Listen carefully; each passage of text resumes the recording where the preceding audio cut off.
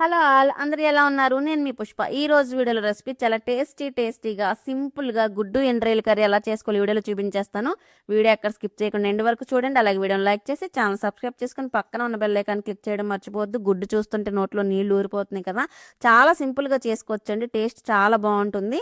ఈ గుడ్డు ఎండ్రాయిల్ కర్రీ కోసం ముందుగా ఎండ్రాయిల్ అన్నీ కూడా క్లీన్ చేసి పెట్టుకోవాలి. నేను ముందే క్లీన్ చేసి పెట్టాను. తెలియని వాళ్ళ కోసం తెలియడం కోసం ఒకటి ఒలిసి చూపిస్తున్నాను. ఫ్రంట్ బ్యాక్ కూడా మొత్తం ఇలా తీసేసుకొని చక్కగా క్లీన్ చేసుకొని మనం ఒక 4-5 సార్లు శుభ్రంగా వాష్ చేసేసుకోవాలన్నమాట. అలా 4-5 సార్లు కడిగి పక్కన పెట్టేసుకొని స్టవ్ వెలిగించి కడాయి పెట్టుకొని కొద్దిగా ఆయిల్ వేసి ఆయిల్ హీట్ అయిన తర్వాత ఒక చిటికెడు పసుపు, చిటికెడు సాల్ట్ వేసుకోవాలి. ఇప్పుడు ఇందులో మనం ముందుగా ఉడికించి పెట్టుకున్న గుడ్లని వేసుకోవాలి. గుడ్లు మీ ఇష్టం, మీరు ఎన్ని కావాలంటే అన్ని తీసుకోవచ్చు.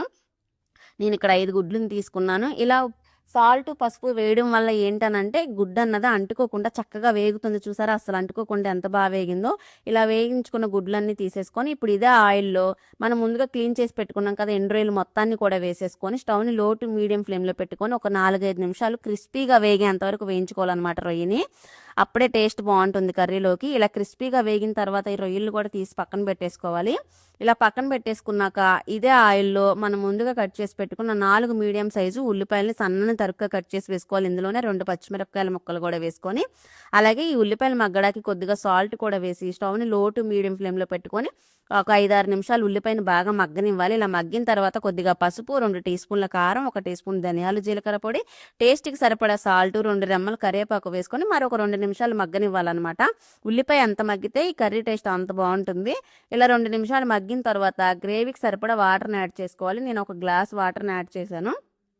ఇలా వాటర్ని యాడ్ చేసుకొని ఒకసారి కలుపుకొని మీకు ఈ స్టేజ్లో ఇక్కడ ఉప్పు కానీ కారం కానీ ఏదైనా తగ్గితే అడ్జస్ట్ చేసుకొని ఒక ఉడుకు రానివ్వాలి. ఒక ఉడుకు వచ్చిన తర్వాత మనం ముందుగా ఫ్రై చేసి పెట్టుకున్నాం కదా గుడ్లని, ఎండ్రాయిలు వేయించుకున్నాం కదా, ఈ వేయించుకున్నవన్నీ కూడా వేసేసుకొని ఒకసారి కలిపి స్టవ్ని లో టు మీడియం ఫ్లేమ్లో పెట్టి మూత పెట్టుకొని ఒక 4-5 నిమిషాలు గ్రేవీ దగ్గరికి అయ్యి ఆయిల్ తేలేంత వరకు ఉడకనివ్వాలి. ఈ విధంగా ఇలా ఉడికిందంటే కర్రీ తయారైపోయినట్టే. ఇప్పుడు పైనుంచి కొద్దిగా కొత్తిమీరని చల్లుకొని స్టవ్ ఆఫ్ చేసుకొని వేడిగా సర్వ్ చేసుకొని తిన్నారంటే నిజంగా టేస్ట్ అద్దిరిపోతుంది.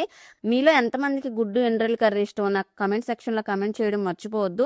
టేస్ట్ అయితే చాలా బాగుంది. చేసుకోవడం చాలా సింపుల్ కదా, ఏదైనా సరే చేసుకోవడం వస్తే కనుక చాలా సింపుల్ అండి. ఒక్కసారి ట్రై చేస్తేనే కదా మీకు ఎలా కుదురుతుందో మీకు తెలుస్తుంది.